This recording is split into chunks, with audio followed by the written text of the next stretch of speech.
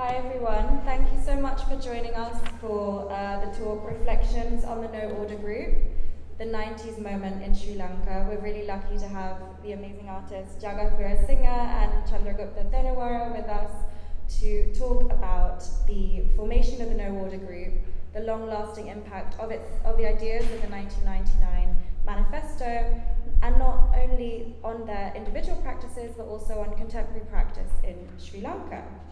Before I start with introducing the artists by my side, I want to thank you for joining us with this talk presented by KALΑ in association with the Lionel Wen Art Centre and sponsored by founding platinum partners CAL, Paradise Road, Cinnamon Life, Wijaya Newspapers, Gold partners Chatham Luxury, and silver partners Malka Ahmed and Wine World. The KALA and Times ASAP Talks is supported by the Faisal and Shabana Foundation. So this is in no particular order, but starting with Chandraguptha Thenuwara. Chandraguptha Thenuwara's interdisciplinary practice deals with the politics of memory and violence, extensively confronting the glitch in Sri Lanka's obsession with beautification, even at the expense of erasing its recent history. His wider body of work includes sculpture, painting, drawings, public monuments, lectures, and curatorial and collaborative projects, all of which are informed directly by his activism. I will also say that Thenuwara has founded the Vibhavi Academy of Fine Arts, Vafa, which is an artist-run school dedicated to fostering the still fledgling Sri Lankan contemporary art scene, and he studied a postgraduate program in fine arts from the Moscow State Institute. I'm sure you'll all be aware that Thenu's bio and CV is very full, so I'll say a few shows that he's worked on, including Hans Ulrich Oberst's Cities on the Move, Pop South Asia at Sharjah Art Foundation in 2022. Those who were at Frieze London will have seen Thenuwara's work in Indra's Net, curated by Sandhani Poda, and he has presented a sculptural installation in Personal Structures, the European Art Cultural Centre at the Venice Biennale in the 59th Venice Biennale in 2022.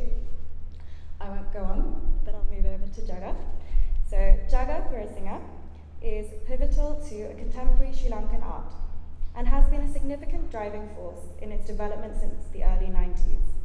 Weerasinghe's work is marked by a frenzied, passionate expressiveness and a pervasive sense of horror and tragedy that displays an urgent concern with the human condition. Weerasinghe's work examines and critiques Sri Lankan anxieties, responding to collective attitudes as he identifies them, taking themes such as nationhood, religion, identity, and themes of and confrontation for commentary.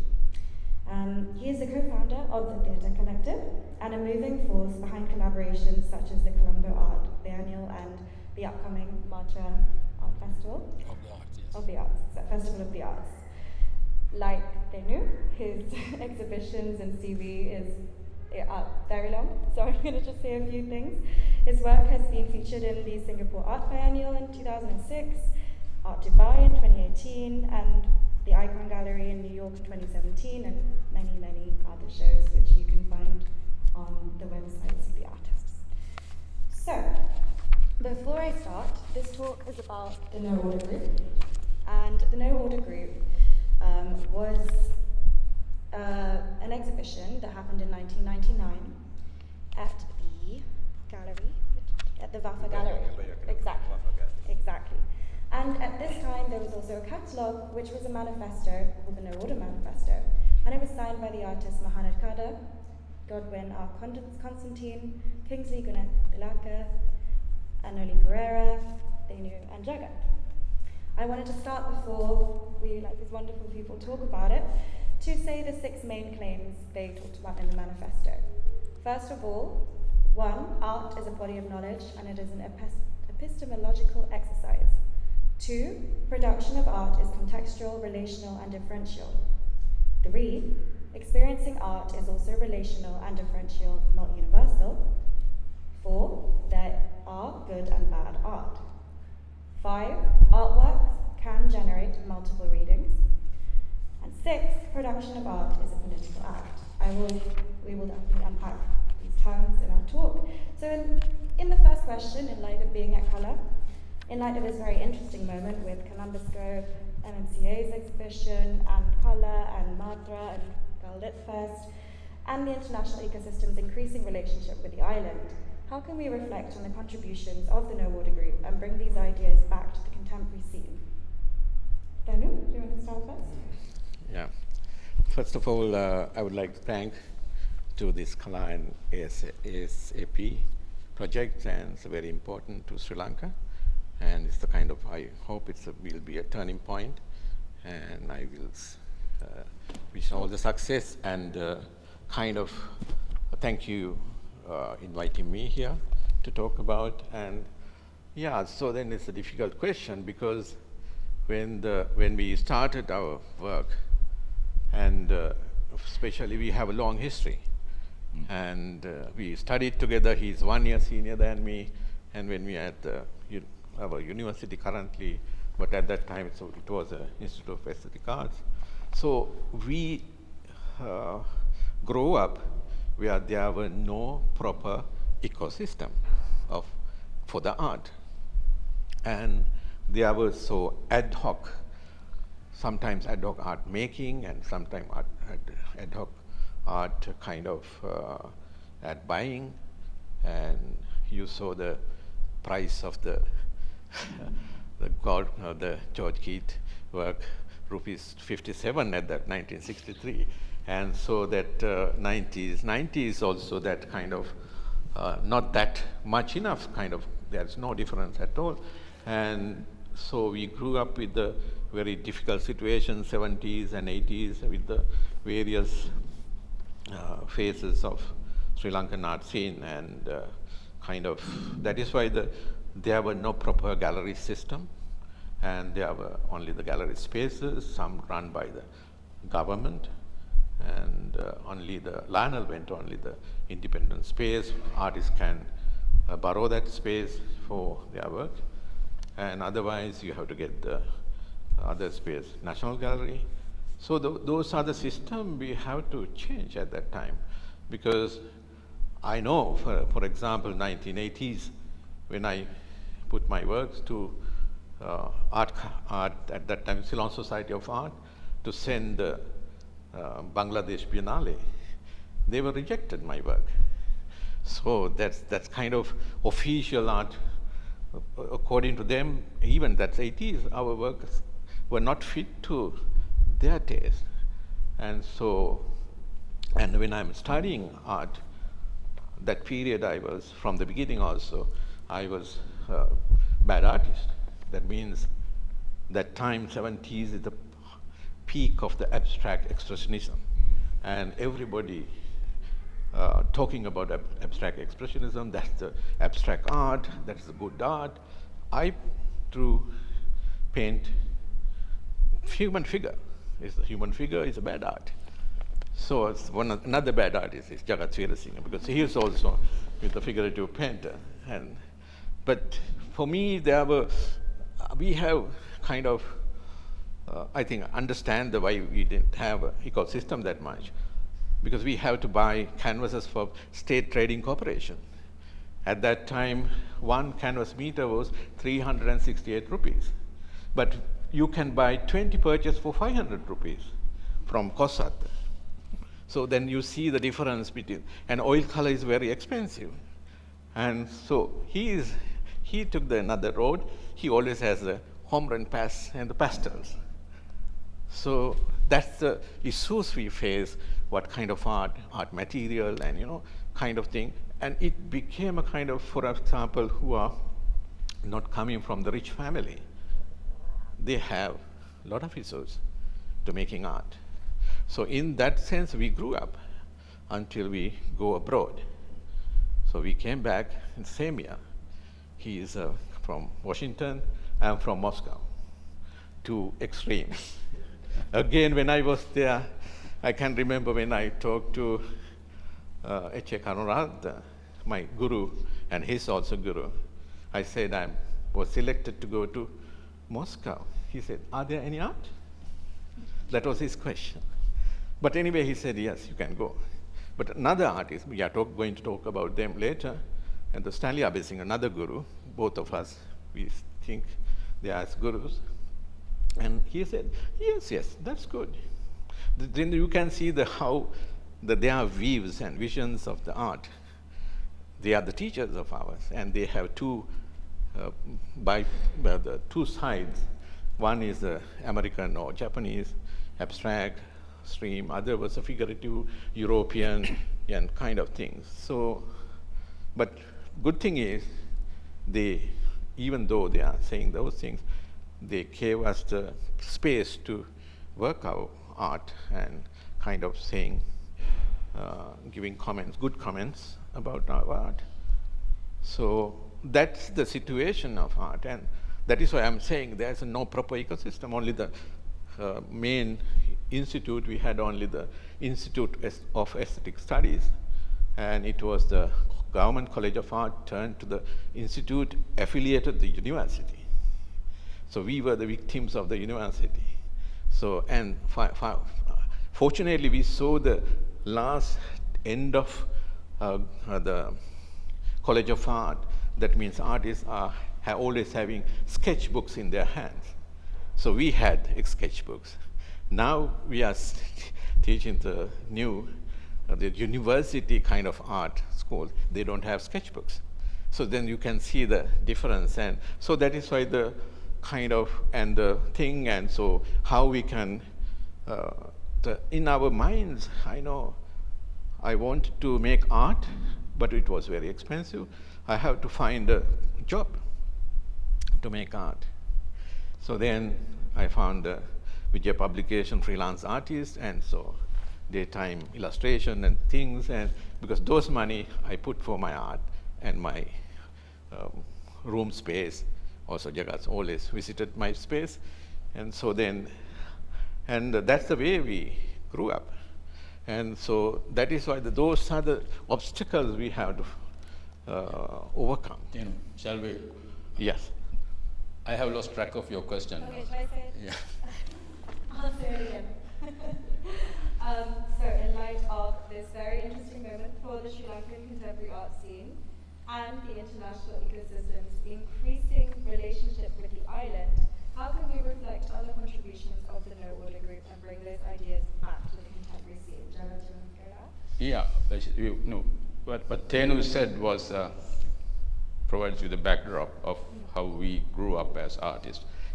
It is true that my graduate work at the University of Institute of Aesthetic Studies was totally home run pastel, because I couldn't afford oil colors and I did not know how to use oil colors.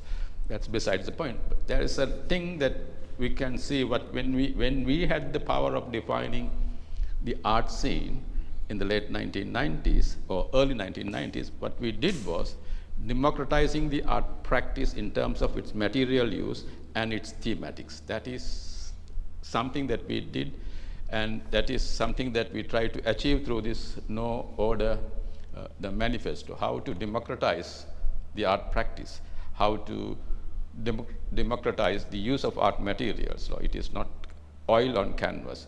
It is anything from charcoal to home run pastel to photocopier machines.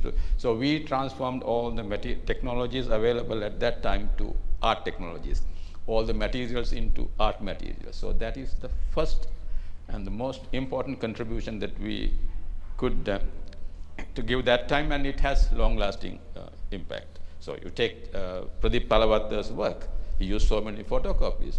He used lots of photocopies in his work, because I think we should be credited for that, bringing freedom to art material.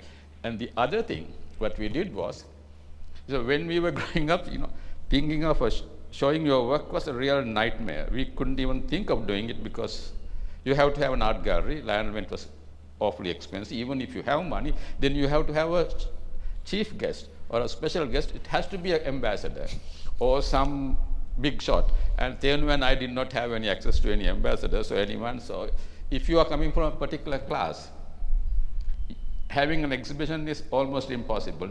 Not only money, because also you don't have that network of connections. So when we began to talk, I said, no, you stand by your art. You first say, this is what my art stands for. You write about your art. That is where we gave the first line. Art is a body of knowledge. You should know what you are doing. You speak for your art. Of course, now some of our students have gone to an extreme of it, and they sometimes speak bit of extreme things about their own work. But anyway, we began that problem in contemporary art, saying, you stand for your art. You don't want a big shot to talk about your art. You say what you have done. You should be confident. You have to have the muscles to stand up. So those are the two, I'll stop there. Those are the two main contributions that we did, which gave rise to the whole new generation of younger artists. So they were much freer than us. Thank you very so much for that beginning kind of why it's important. How did this moment really happen? How did we get to this 1999 exhibition? What happened in that decade? And what were the key events? Well, once again, you see, Thenu had this institute called Vibhavi Academy of Fine Arts. Thenu is very crafty. He made me its first chairman. You see, we have this long friendship where whenever I get a chance, I put him in the spot and put him in trouble. And when he gets a chance, he puts me in the spot and puts me in trouble. So he made me first chairman of the Vibhavi Academy of Fine Arts. There was a reason why that was an important contribution to the art scene was, see, the art school was teaching, in our opinion, was not good enough. We thought it's bad art. Their way of teaching was bad. It's all about abstract art. And we need an alternative kind of art education, which Thenu began with the Vibhavi Academy of Fine Arts, so that all these young people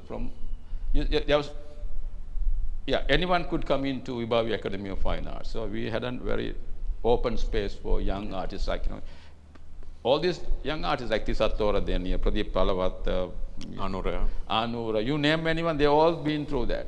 We all corrupted their minds to be. we have been blamed for that. At one point we were. Well, Anjalan is in the audience. He used to call us the trauma school,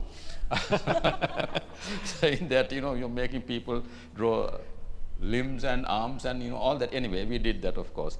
So what we did was because we, as Thenu was, Thenu's even though, gave us a big picture of our background. We came from a particular kind of class, and we were the victims of all the political problems in this country. 72 thing, 88, 89, and most of the soldiers to the army who went to the north came from our schools and our kind of class, families. So we had so many stories. We had so much suffering and pain in us to tell. And abstract expressionism and the kind of art that is like meditative kind of art was not enough for us. So we wanted a different kind of art to tell our stories, tell the pain of our class. And that is what happened in the 1990s. Yeah.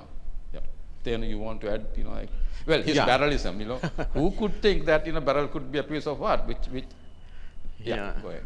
No, so I think the beginning of there are important things happened in the 90s. That means we both came in 1992 to Sri Lanka after our higher studies. And so then 1994, we met Shamini in 1993, and 94 we had the first kind of curatorial or curated exhibition in Sri Lanka, putting 8 artists together, including me and Jagath and Kingsley and some others also, we can name them later if you want, and then we had a first international artist camp supported by Vafa and George Kidd Foundation, British Council and Goethe Institute and Orléans Français. It was the first one we happened 1997. So those are the backgrounds. And with our coming to Sri Lanka and art education, you and me, the students asked us to come to the institute and teach them. We were outsiders going to inside and teach him and doing trouble to them, making non-art as art. So kind of thing. So that is the background for that is why the 90s has, we baptize any bad art as a good art. So that was a very good courage to the students and new people. So that is the thing. Actually, it's not bad art, If you are looking at aesthetics governs in Sri Lanka at that time, there's the abstract expressionism and British kind of abstract art is a good. Another thing is post-impressionism and impressionism, and those are the other ends. Other is a dead kind of academism is there also, but it was rejected by 1943. Luckily, we have less problems now. But anyway, so we have to use anything to tell our stories. So that's we made that ground. I think that's our main contribution with the 90s. Maybe before I go into the 1999 manifesto, how do you both define good and bad art, and how do you think this has changed moving into what you've seen in the exhibition or what you've seen in the contemporary art scene in Sri Lanka? May I? Okay, you asked how do we define good and bad art? Yeah. Well, you see, like, that was one line that we had in our manifesto. We do not believe in this high art, low art. No, we don't. We do not subscribe to that hierarchy in there. But we do not negate this idea of there is good art, there is also bad art.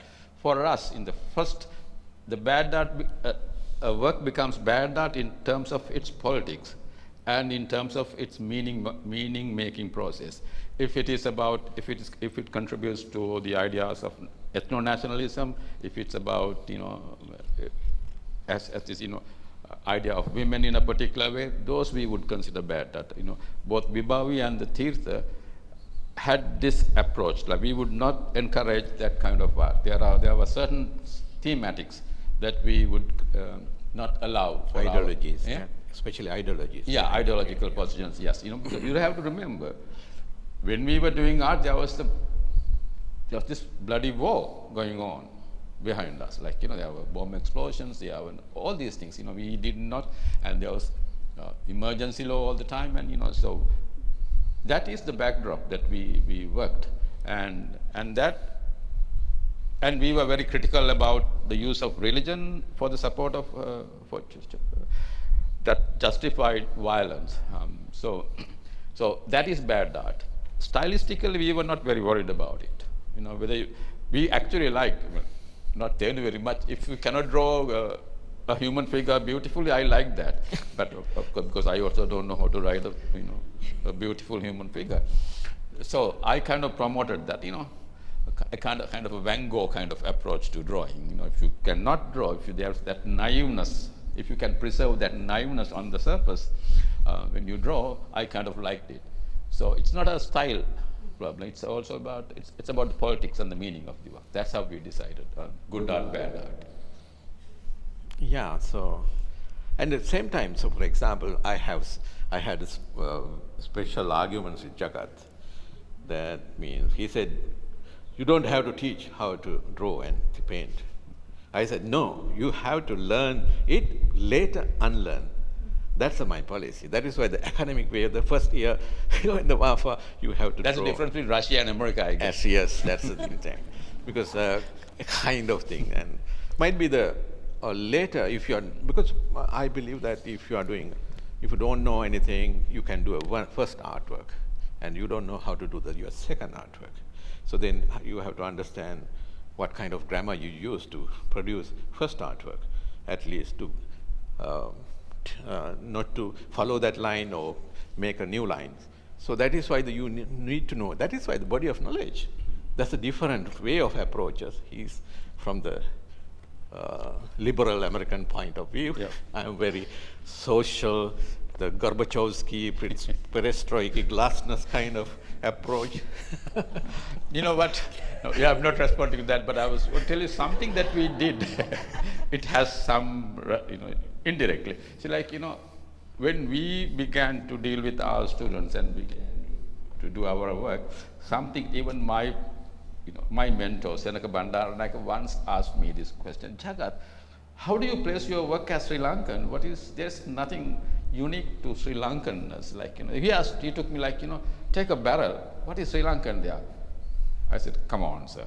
I'm a Sri Lankan. My name is Jagath Weerasinghe. Whatever I do is Sri Lankan. But my professor Senaka Bandaranaike is a very intelligent guy. He asked. There's a reason why he asked that.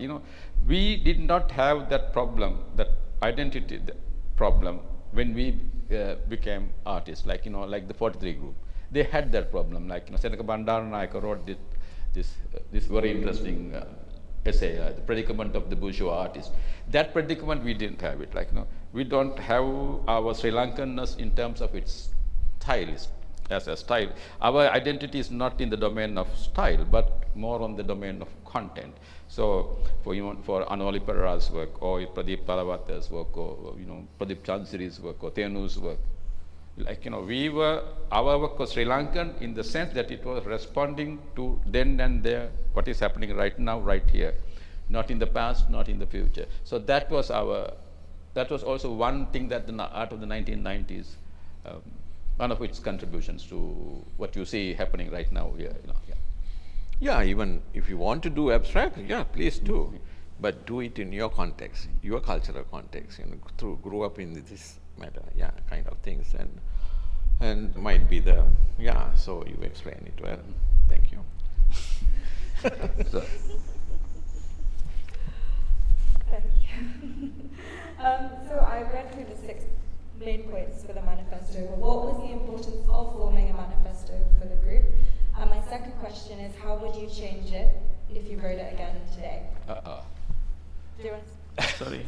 You see, it's like why we wanted the manifesto. You see, you have to realize, this is, that's a good question.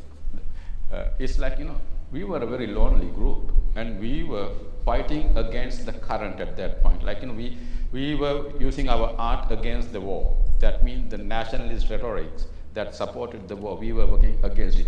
We were almost like a group of orphans. We had no one to take care of us, and we had to buttress ourselves on our own terms. That is why we were together.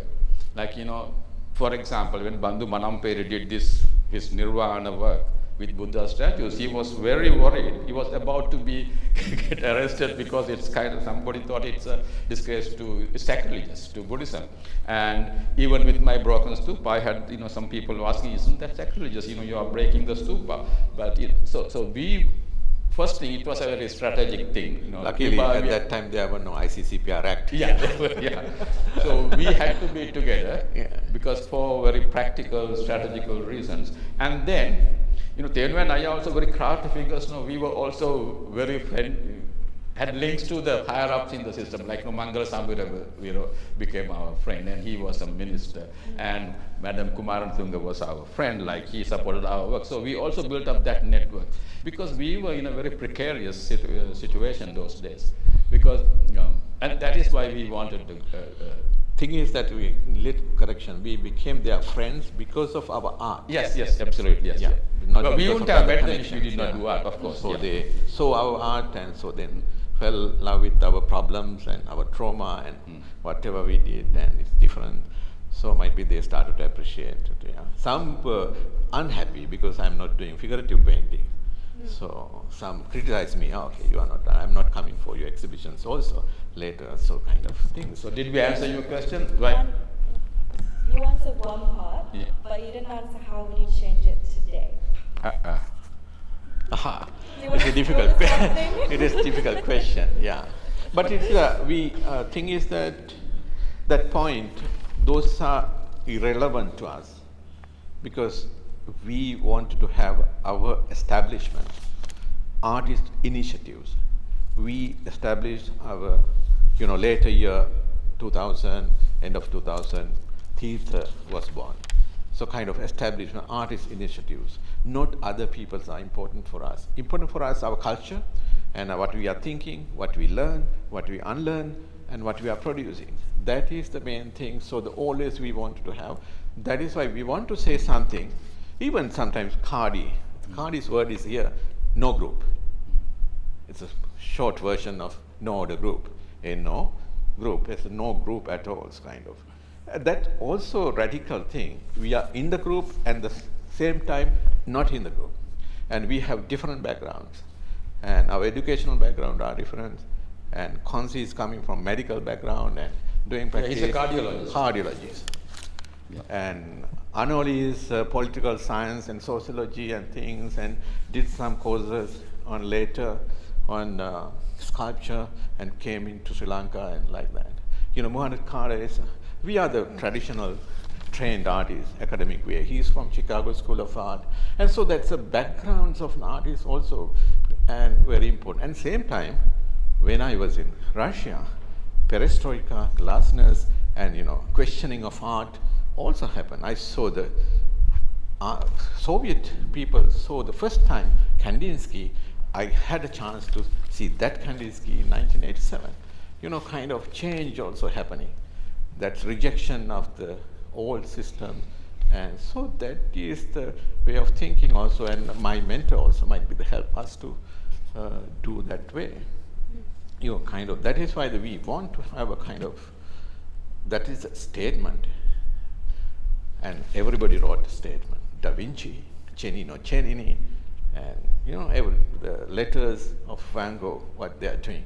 Also, we have as a group, because some, for example, Cardi might not write, but we write. But he write.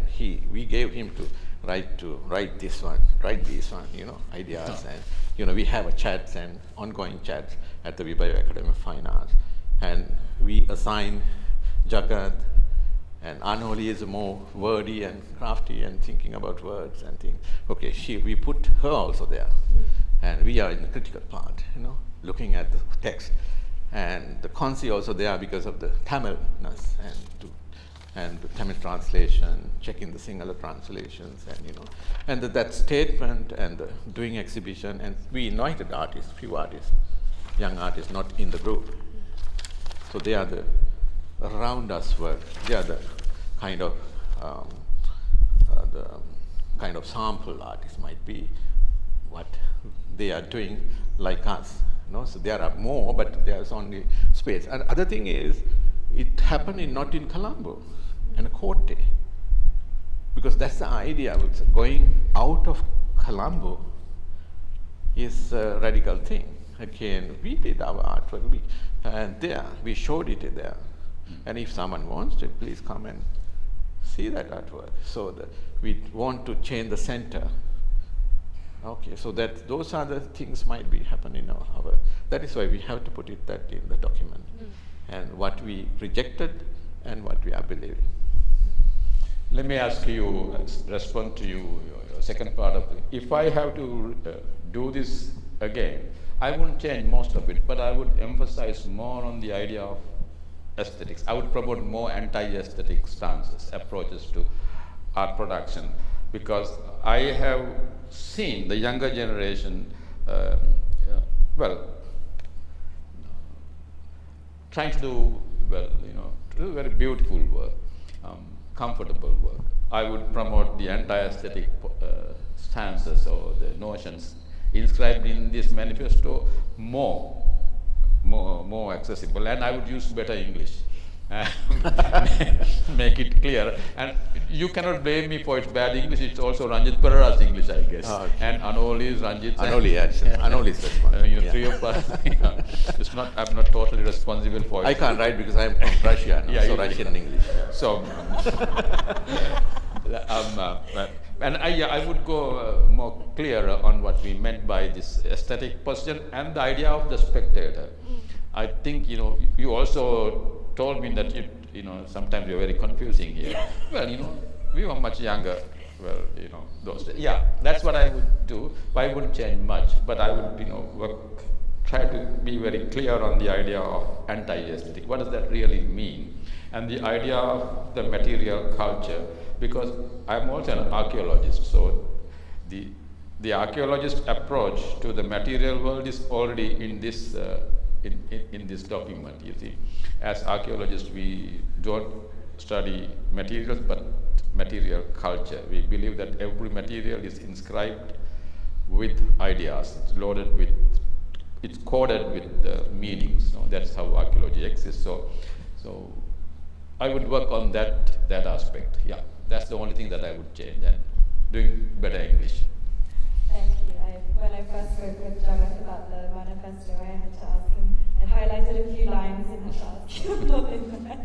So thank you for that. So we talked a lot about the manifesto, and I obviously we don't have images of the works on the screen, but I hope most of the audience is familiar with both of your works. And I know that you've mentioned Pradeep's use of the photocopier as something that should both be credited to, and I wanted to ask, what were the ways in which you subverted expectations about art making for the public? Ask it again. Okay. Well, how did you subvert expectations of art making for the public? No, Very difficult question. very difficult question. How? Because- Why should I even worry about the public? Yeah, that's the beginning of our, see, even we, That's kind one of, thing. That's because one there's thing two we try. different publics we might have. Yeah. So, for example, two publics. Maybe we didn't I mean- understand your question. Say it again. Can you simplify it? Okay, let's take away the public. How did you subvert the way people expected you to make art? Was that You know, one thing, like, you know, when we had my first exhibition, this thing also, what happened from the art consuming, art collecting public is actually, how can we live with your art? It's so much taxing and there's no beauty in your work. That was the main criticism thrown at us. And then with Theru's barrelism, it came even worse. Who wants to have a bloody barrel at home or in your sorry. So in a way, like, that question, it never crossed our minds, like, how the public would think about art. That was none of our concern. Because, like, you have, when you read this manifesto, you will see how unhappy we were with the art consuming public in Colombo, so to speak, even though they were our friends. If I can add a little bit, because we were within the public, among the public, there were other collectors and other public, and so, but that is why we are not questioning ourselves, a special public for us. That is why so we all the problems suffer them, we know, and we also went through, and we are their eyes and kind of language we are making for them to express that way. That is why the positioning us in the public, it came into our minds. I tell you what, it's not because Thenu and I are very genuine, authentic people, because there was no public for us to think of at that point. But unlike Pradeep Chandasiri, or Pradeep was not Chandasiri, Pradeep Palavato, the younger generation, when they are working today, you have Saskia Fernando Gallery, and we have this KALΑ and Madhura Festival of the Arts. You have this whole ecosystem, all these galleries, all these major curators coming. So we didn't have that problem. So it's not that we are very authentic and genuine. We didn't, we didn't have to worry about the public because there was no public to worry about. So, but that's why I think if I have to redo this manifesto, I would work on the position idea of the anti-aesthetic, for them to free the younger people from the gaze of this authorized gaze of the gallerist and the curator. I will try to free them from that gaze, which is very difficult, which is very necessary, at the same time very difficult. That's how good art happens now. You just have to negotiate with that. Luckily, we didn't have that problem. It's not that we were good, we were not genuine. We would have. Yeah, that is why after 10 years after for example, 2009, Saskia started this gallery, proper commercial gallery, and so earlier there might be the collectors and sellers, but it's a kind of not proper kind of thing. It's again depend on the taste of the gallery owner, if there is a public space, the private space. So it will depend upon the collector's taste, what we reject normally. So that is why it is very difficult to show barrel at that time in the galleries. Only my own spaces we did that. There's no problem of that. Who is looking at those things? But in same time, we were, I think earlier artists, they haven't speak about their art. And we started to speak about our art. Yeah. And we spoke about art, sometimes too much We speaking, more words, sometimes complaints. That is why there are a lot of things we have to say. Might be endlessly we can talk about it, but the notion of the 70s that art is not speaking, art will speak itself, we negate that one. So that is why then too much talking started. Maybe I'll ask one more question, and I'm sure we have a lot of people in the audience who like to ask questions. So how would you like to see Sri Lankan art institutions and the ecosystem sustaining itself today and looking towards the present?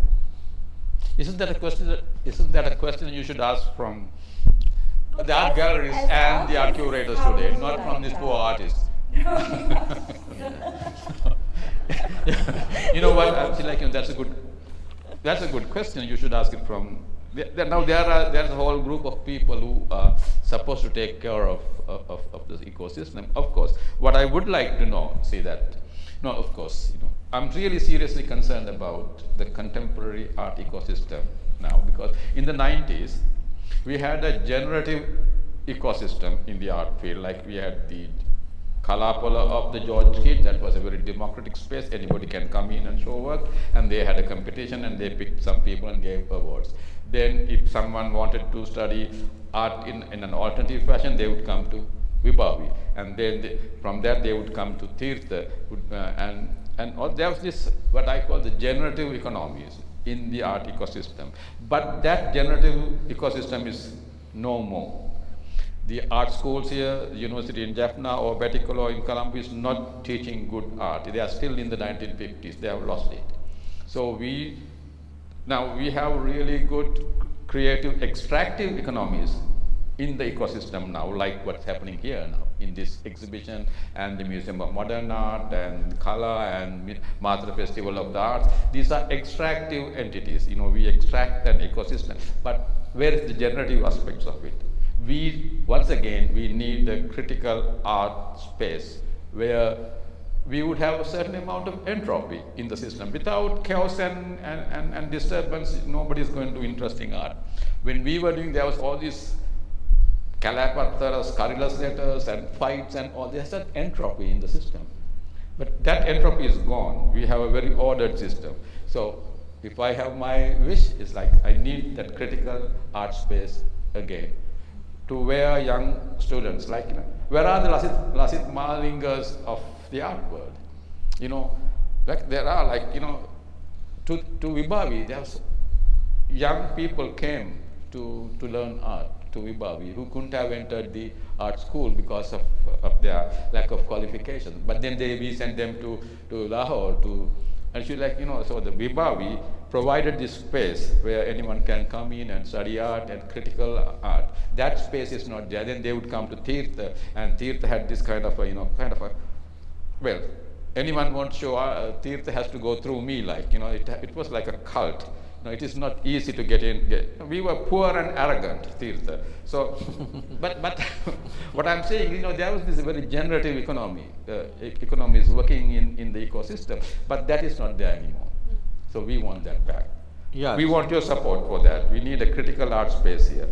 Yeah, only thing is when we are doing the Vibhavi Academy of Fine Art, when we lost sponsors in 2008, it went down a little bit. Might be that we have to revive again.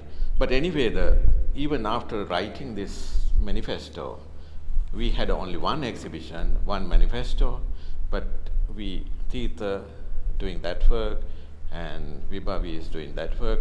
But thing is, and at the Vibhavi, everybody teaches there, they follow these rules. Muhanned taught there whatever he likes, what he wants. Yeah. I taught what I believe, but everybody connected with this kind of the philosophy, ideology, and kind of agreement, agree to not agree kind of things, and that we practice in our teaching as well as in our art making. That's the difference. So that is why the tragedy is coming now. Art schools became a certificate-oriented education. So Vibhavi we rejected the certificates. The certificate is the exhibition of the artist. So then now it's again we have to go back to that one. And we need more schools and kind of more galleries also to democratize. And then there will be a lot of, it's a widen the ecosystem. Yeah. Thank you both so much. I have asked a lot of questions. I want to open up to the audience. Maybe we have time for 2 to 3 questions. Okay, 2 questions. Thank you so much, Natasha.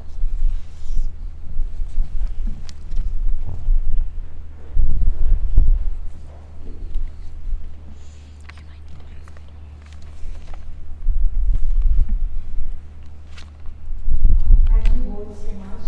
I just want to ask Thenu and Jagath, you have both mentioned these really important exhibitions that happened in the 90s. And it would be really interesting for us to know where these exhibitions occurred and how you organize them and how you, these were really, and I think people who are familiar with this really pivotal decade know these exhibition histories, but I think it would be really great if you could, for a wider public, just talk about, things specifically that whole series of works around parallelism and post-parallelism and neo-parallelism, which I think is so important for practice. And Jagath, if you could just discuss the anxiety exhibition and the fact that you had performance work going on, and that it was really a radical moment. So what exactly, I mean, we've talked about the No Order Group coming up, in 1999, but what was happening in the 10 years before that allowed you and enabled you to create such important bodies of work and such radical exhibitions? It would be really wonderful if you could just focus on that and just share it a little bit more with the public. Thank you. That's, I'm trying to figure out who you are. Sandini. Sandini. Oh, Sandini. Oh my God, Sandini. You know the answer already, I guess. I know. Yeah. See, what happened was, as I told you, as I said, 1992 anxiety exhibition. I can speak of that. You see, in a way, both Thenu and I are like Oedipus. We are 2 Oedipus artists, because our most important teacher is H.A. Karunaratne. He's our guru, who's abstract artist, and he thought artists don't talk, let the art speak. And he was kind of he had his studio close to himself, he was kind of meditative for him, making art is a meditation and all that. But he also considers 2 of us as 2 of his best or better students, not best, I would say, to be modest, would say better students. But whatever we did was totally against him, against his basic teachings. And how that happened is that we represent the most brutalized class we belong in that class which was most brutalized by the post-independence politics. And we had the raw end of that deal. We went to Mahavidyalayas, and then, and then by the time we entered universities, it was, all down, and we didn't get the kind of, it's a very bad education we received. But for some reason or other, we learned things from outside of the university by listening, well, my father was a Samasamajist, or a leftist. So was his. So we come from a particular class and a particular kind of political background at home. And then, when all these things happened, and we are also the first generation of artists who were born soon after the colonial powers left Sri Lanka. So I was born in 1954. He was 60 or something like that. So for us, the white master was never a real life experience, unlike my parents. So we thought of the colonial era in a different way. So by 80s, we have come of age, we have matured ourselves. So all these things contributed to our way of doing and thinking about ourselves and of our art. And then, I wasn't a choir boy when I was a student. I was a student unionist. I was abducted, and I have all these, personal tragedies behind me. So, and I am a Buddhist, and I'm a Sinhalese. And after graduation, I left a job and went to do work in Dambulla, preserving all these ancient Buddhist murals. There was a nationalist edge in me which pushed me to go to Dambulla and become a temporary trainee murals conservator. But in 1983, all that changed, my idea of being the Sinhala Buddhist idea. So these are the things that, at least in my case, also I'm sure Thenu shares the same kind of emotions, or political emotions, that pushed us to do this kind of art.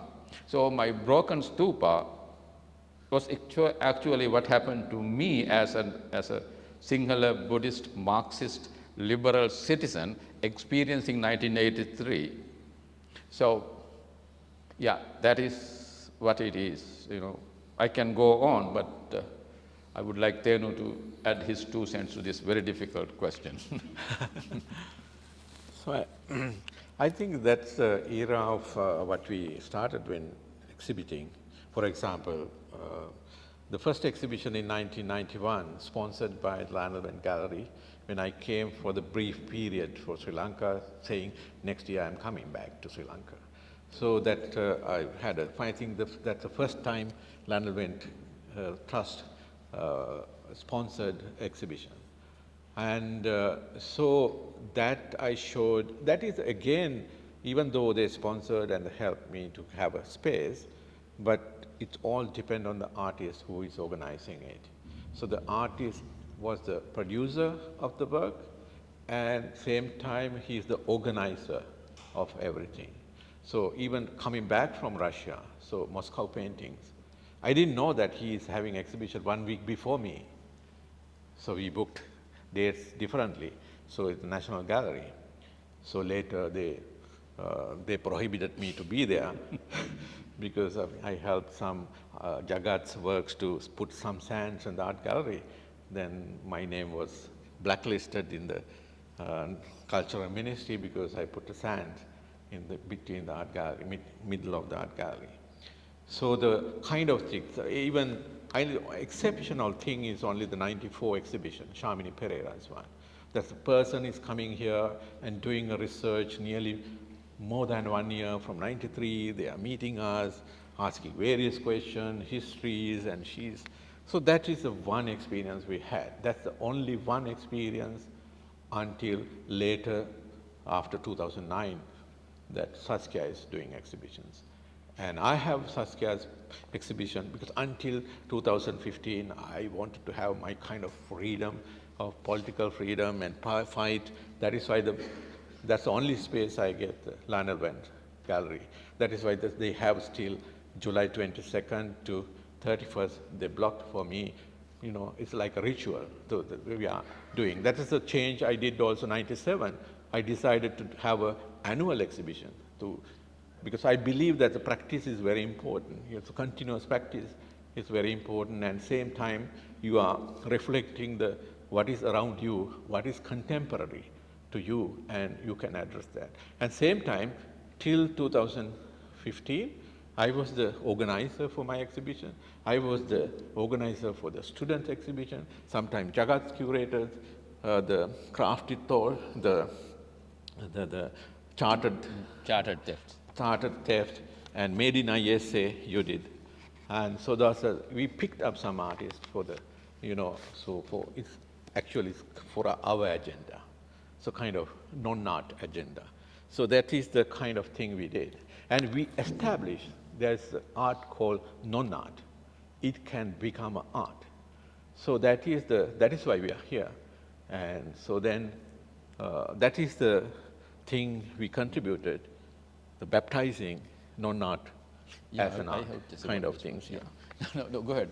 Yeah, so that is the thing, is highly depend on I got a lot of release from, thanks Saskia, and I don't have to think about now how I'm going to exhibit these things and logistics. Oh, that's her problems. So that, You don't have to think about it. so that independence came to the artist, only that kind of galleries has to be there. So there should be more galleries, not only Saskia. So giving to other artists also, artists also should understand that situation. You have to have managers and galleries. So unfortunately, still that system we have to work on it. That is I think my experience. So how we organize the exhibition, and we had an advantage, because when we come from Moscow and Russia, Washington, we had a kind of our own authority. We were kind of coming like heroes here. I was a hero for the Sinhala speaking, and he was a hero for the Sinhala speaking and English speaking, because I'm speaking Russian and Sinhala at that time. So the more wider crowd might be expected my name sometimes than my artwork. So, and another work is when we are working with the conceptual art, sometimes I call it now conceptual kind of realism. So the concept goes even without artwork. So it creates kind of ripples of minds of the weavers, and so that it creates the artists live with that idea. So that is those are the efforts and contribution we did. So now is the time of the curators or galleries might be the release artists from those burdens. I just, this is something that I should have said at the beginning, because, see, because when Sanjini asked this question, one thing, para 2 of our manifesto is doing something very radical. What we say is, first and foremost, we reject the ideas of art as sacred and artists as supranormal, elevated human beings.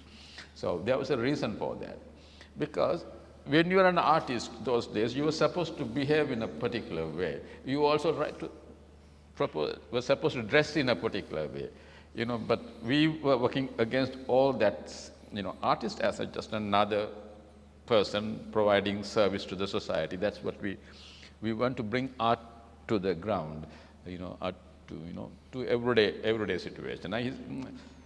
Because, I remember asking my students, if you think that you are a special, human being because you are an artist, because you have this talent given by God, but if you are in the Kandian period, you wouldn't even be ordained in the Kandian temple, you wouldn't given a seat in the manor house, because you belong in a particular caste. So don't think that you are a special being because you cannot do art.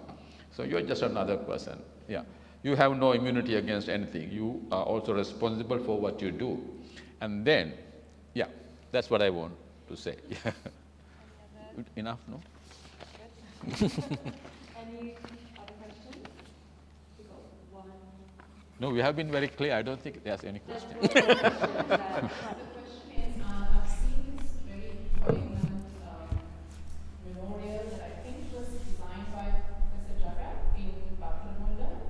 I've seen images, and I think it included, this memorial for massacre. It included personal objects from the children or the young people, and apparently it was bulldozed and replaced by stands. Subsequently, how do we? So I think it was a very important work that you did. How do we prevent the destruction of those, that kind of important public art? So that's it. I did, yeah. It's like, I don't know when you think about the Shrine of the Innocents, I think I'm also responsible for its erasure in a very conceptual and a theoretical way. I feel, I actually have goosebumps when I think of it. And it's like a cross that I'm carrying. But, it's a very bad thing that happened. Maybe I should have what am I talking here? You put me off guard. You know, I know the answer. Yeah? I know the answer. What? You see, I don't. Yeah. Yeah, I'll do it. How do we prevent, I understand Yeah. it was a beautiful shrine and I think Yeah. it should have been preserved. How do we prevent Yeah, that yeah. mistake from happening again? Because I think it was something that should have been preserved, not just because it was so poignant, but it was also artistically very moving. You can see the images. So my answer to that one is, don't build any monument from the public money given by the government. Because government will change and they have their different agendas, and because we don't have proper cultural policy to protect artworks. For them, it's not artwork, might be. I know now is look at the art gallery, what happened to them. It's like a pond now, and national art tragedy. So those are the government money going on. But unfortunately, those are built by the people at that time, National Gallery, somewhere in 1919, and they started collecting money and build the things. And so that is the thing, and that is why I'm always saying, Jagath lost his monument, but my monument, same thing, disappearance, same thing, and Raddoluwa, protected by the people. When they come to demolish that one, they stand against it, because that was their monument. So Jagath made a mistake, too much work with the government. So that is the mistake, and there is no access to the art. It became a shrine actually, but no one going there. So that connection lost. It's not like monument in Lee, what is the monument in America that you can walk through Peace that, Monument, Peace Vietnam Monument. Memorial. Yeah, so that you can't walk through that. So only it became a kind of hide and seek monument. And so that's happened to that one. That is why we don't have cultural policies. We have to have rigor policy when they are using public money. They have no right to destroy it or not. So that until we are not getting that purpose, that is why I'm not building with the public money any monument. So I use either my money or getting from someone else. So not from the public money. So that they can do whatever they want. So actually the other mistake was, and Jagath insists it has to be there. And it has to be built in Suryakanda. No, I did not insist that. No, that's the kind of the people wants to see, the politician has to know, and learning process kind of things. That's I read about it, And so then, you can't teach them, no? They never learn. No. So that is why that We'll is have a another different mistake. discussion on that. Erasure of another monument. So that is my answer. If you are doing a monument, again, don't use the public money. Do you want to add anything more, or you have to? No. Okay, well, on that note, I look forward to a conversation on the erasure of monuments, the next one. But thank you everyone for joining. Thank you, Jagath and Thenu, for being so generous with your time and preparing for this talk. And thank you to KALΑ for inviting Art South Asia Project to do this talk series. And again, thank you to There's the... a few more questions. do we have time? We don't have time. I don't think we have time, I'm sorry. But I'm sure that Jagath and Thenu will be here to a little bit of time if we can capture them. But yeah, thank you very much. Thank you.